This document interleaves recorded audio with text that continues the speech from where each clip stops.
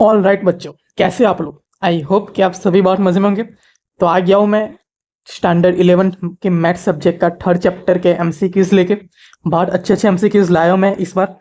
बहुत ही मजा आएगा। डिटेल में जाएंगे और एमसीक्यूज को सॉल्व करेंगे। तो मैं तो बहुत एक्साइटेड हूँ। तो चलिए बढ़ते आगे और क्वेश्चन नंबर 1 की तरफ आगे बढ़ते हैं। ठीक है, चलो।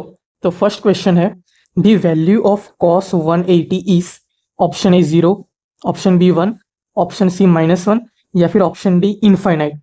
तो बहुत ही आसान सा सवाल है। कॉस 180 की वैल्यू हमें फाइंड करनी है। तो कैसे फाइंड करेंगे?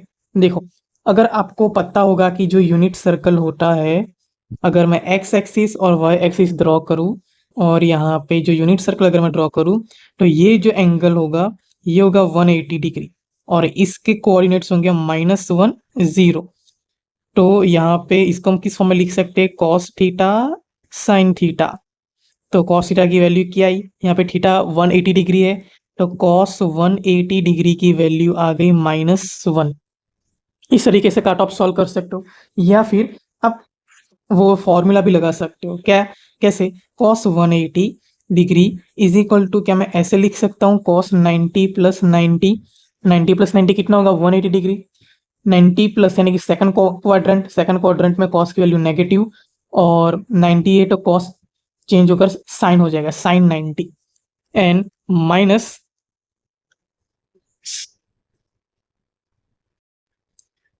और यहाँ पे साइन 90 की वैल्यू 1, यानी कि दोनों मेथड से हमें सेम ही आंसर मिला -1, यानी कि हमारा option C is the correct answer, -1 होगा। ठीक है, आई होप कि आपको समझ में आ गया है। चलो अब आगे बढ़ते हैं। चलो अब आगे बढ़ते हैं सेकंड एमसीक्यू की तरफ। क्या कहा है देखो, if sine theta and cos theta are the roots of ax square minus bx plus c is equal to 0, then the relation between a, b and c will be। Okay, ये चार option दिए गए। क्या कहा है कि एक quadratic equation है जिसके रूट्स है sign theta and cos theta. तो हमें पूछा है तो ए बी एंड सी के बीच का रिलेशन फाइंड करो। ओके, अब आया ना तगड़ा क्वेश्चन। तो चलो अब देखो इसको कैसे सॉल्व करेंगे। आपको एक चीज आपने 10th स्टैंडर्ड में पढ़ा होगा। कौन सी चीज? बताता हूँ, सुनो। अगर कोई क्वाड्रेटिक इक्वेशन है, मान लीजिए A X square plus B X plus C is equal to 0, and इस क्वाड्रेटिक इक्वेशन के जो रूट्स है वो है अल्फा एंड बीटा।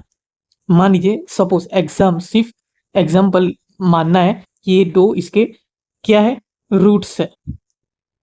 तो जो अल्फा प्लस बीटा होगा, यानी कि दोनों रूटों का addition always -b divided by a होगा, जिसमें b ये है x का कोएफिशिएंट एंड a क्या है? x स्क्वायर का कोएफिशिएंट।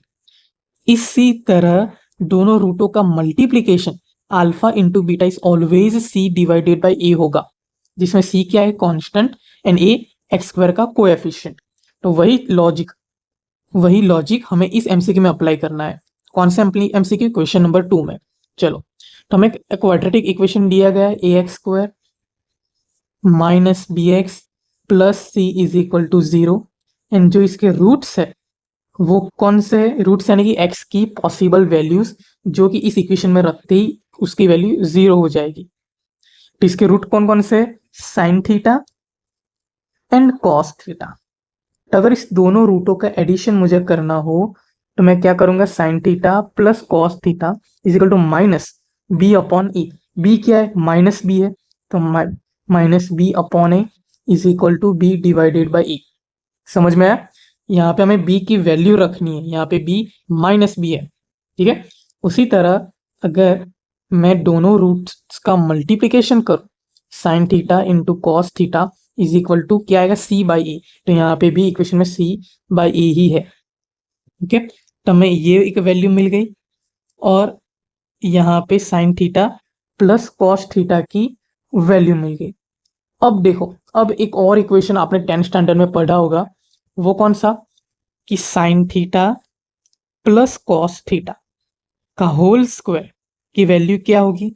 ए प्लस बी का होल स्क्वायर की वैल्यू क्या आएगी? Sine square theta plus cos square theta plus 2 sine theta cos theta. Sine square theta plus cos square theta 1 plus 2 sine theta cos theta is equal to sine theta plus cos theta का whole square. अब sine theta plus cos theta की value में पता है क्या, B by A. Sine theta multiply cos theta की value पता है क्या, सी बाई ए। दोनों वैल्यू यहाँ पे रख दो तो देखो क्या आएगा, मैं यहीं पे कर देता हूँ rough. Sine theta plus cos theta की वैल्यू बी बाई ए, यानी कि बी बाई ए का whole square is equal to 1 plus 2 sine theta into cos theta की वैल्यू सी बाई ए, तो 1 प्लस 2 इंटू ब्रैकेट में सी by ए। यहाँ तक clear सबको? चलो बस अब अभी इसी को सॉल्व करना इक्वेशन। यहाँ पे आएगा B square divided by A square is equal to 1 plus 2c by A square को राइट साइड ले जाओ तो क्या आएगा, B square is equal to A square plus 2ac। Okay, तो ये हमारा आंसर आ गया। क्या ऑप्शन में कहीं दिख रहा है? Yes, option B it is correct answer. A square plus B square को राइट साइड ले जाओगे तो माइनस बी स्क्वायर हो जाएगा। तो क्या आया, A square minus B square plus 2ac is equal to 0। तो ये हमारा आंसर आ गया, option B is the correct answer. I hope कि आपको समझ में आया होगा। अब आपके मन में क्वेश्चन आएगा कि भैया आपको ये अप्रोच कैसे पता चला, आपके माइंड में इंस्टेंट लाइट कैसे आई कि इसी अप्रोच से ये क्वेश्चन सॉल्व होने वाला है। तो बच्चों इस क्वेश्चन का आंसर है प्रैक्टिस। जितनी ज्यादा प्रैक्टिस करोगे आपको उतना एक्सपीरियंस मिलेगा, आपका माइंड उतना ओपन होगा, उतने दरवाजे खुलेंगे और उतने वेज से आप इंस्टेंटली सारे एमसीक्यूज को सॉल्व कर सकोगे, आपकी स्पीड बढ़ेगी। तो प्रैक्टिस से ही आपको पता चलेगा कि कौन से एमसीक्यू में कौन सा अप्रोच यूज करना है। ठीक है, अगर आपको ये समझ में नहीं आया है तो एक बार वीडियो को पीछे जाकर देखो, आपको समझ में आ जाएगा। ओके, चलिए अब बढ़ते हैं थर्ड एमसीक्यू की तरफ। चलो क्या कहा है थर्ड एमसीक्यू में, if tan a is equal to 1/2 and tan b is equal to 1/3 then the value of a plus B is. बहुत ही सिंपल सा एमसीक्यू है, a प्लस बी की वैल्यू फाइंड करनी है और tan a और tan b की वैल्यू हमें दे दी है। तो ये इक्वेशन तो आपको पता ही होगा, tan of a plus b is equal to tan a plus tan b divided by 1 minus tan a into tan b। Simple, अब tan a और tan b की वैल्यूज रख दो तो 1/2 plus 1/3 divided by 1 minus 1/2 1/3।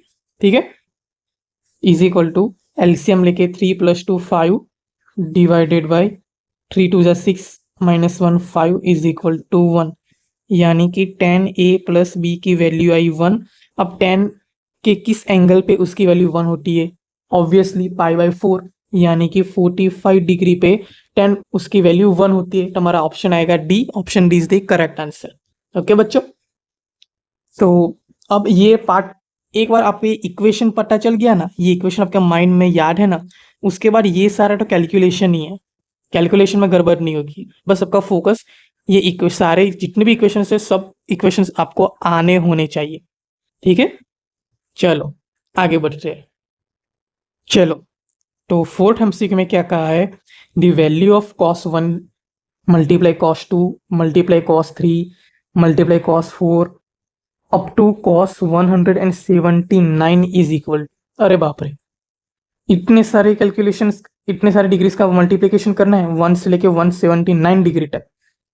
But एक minute, cos 1 into cos 2 up to cos 179 के बीच में कहीं ना कहीं cos 90 भी तो आएगा, और cos 90 की वैल्यू क्या होगी, 0। तो 0 से कितने भी डिजिट का मल्टीप्लाई कर दो, at the end of the day answer 0 ही आएगा। तो option B is the correct answer. समझे? इस तरीके से लॉजिक लगा के हम क्वेश्चंस को सॉल्व इजीली कर सकते हैं। ओके, चलो अब आगे बढ़ते हैं। चलो बहुत ही बेहतरीन एमसीक्यू लेके आया हूं आप सबके सामने। पिछला क्वेश्चन हमने कॉस वाला हमने सीखा कि cos 1 into cos 2 up to cos 179 तक गए थे और हम आंसर 0 लेके आए थे। इस क्वेश्चन में हम tan के बारे में सीखेंगे कि tan में किस तरीके का अप्रोच हम यूज कर सकते हैं। तो देखो सबसे पहले क्या मांगा है, tan 1 into tan 2 in up to tan 89 तक मांगा है। अब tan में किस एंगल की वैल्यू 0 होती है? tan 0 की वैल्यू क्या होगी? tan 0 की वैल्यू 0 होगी। ओके। tan 0 की वैल्यू 0 होगी, बट यहाँ पे tan 0 तो है ही नहीं। अगर tan 0 होता तो हम फटाक से ऑप्शन ए टिक कर देते, बट ऐसा है ही नहीं। अब इस ये अप्रोच तो काम होने वाला है नहीं। अब दूसरा अप्रोच देखते हैं। मैं आपको वो अप्रोच सिखाने से पहले एक चीज बताना चाहता हूँ कि 10 स्टैंडर्ड में आपने ये पढ़ा होगा कि अगर tan 90 माइनस थीटा लिखा हो तो उसकी वैल्यू cot थीटा होती है। पढ़ा है ना, ये याद है ना आपको? tan 90 माइनस थीटा की value cot theta, and tan theta is equal to 1 upon cot theta, यानी कि tan theta and cot theta एक दूसरे के रेसिप्रोकल है। समझे?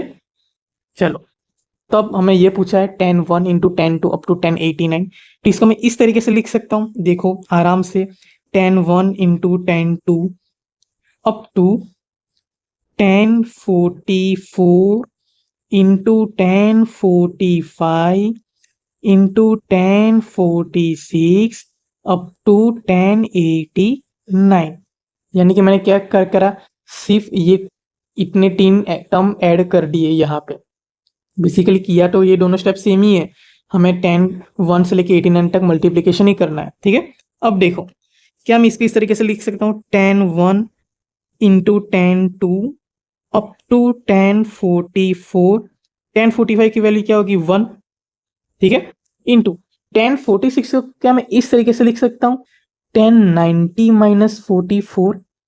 सोच के देखो, क्या मैं इस तरीके से लिख सकता हूँ tan 90 minus 44 multiply by tan 89 को क्या मैं इस तरीके से लिख सकता हूँ tan 90 माइनस 1?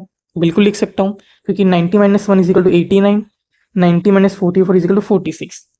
तो देखो tan 1 into tan 2 multiply by up to tan 44 multiply by 1। अब tan 90 माइनस थीटा, देखो ये फॉर्मूला आपको याद होना चाहिए, tan 90 माइनस थीटा की वैल्यू क्या होगी cot थीटा, तो यहाँ पे क्या आएगा cot 44 up to tan 90 minus 1, यानी कि tan 90 माइनस थीटा की वैल्यू क्या होगी cot थीटा, यानी कि cot 1। तो देखो 1 के पहले क्या है tan 44, 1 के बाद cot 44, तो tan theta into cot theta की वैल्यू 1 हो जाएगी। tan 44 के जस्ट पहले एक क्रम पहले जस्ट पहले tan 43 होगा, और cot 44 के जस्ट बाद क्या होगा cot 43 होगा, तो tan 43 cot 43 1 हो जाएगा। तो इन शॉर्ट ये सभी वैल्यू का मल्टीप्लिकेशन हमें 1 मिलेगा। समझे? क्यों? क्योंकि in general tan theta into cot theta is equal to 1 होता है, इसलिए। समझे?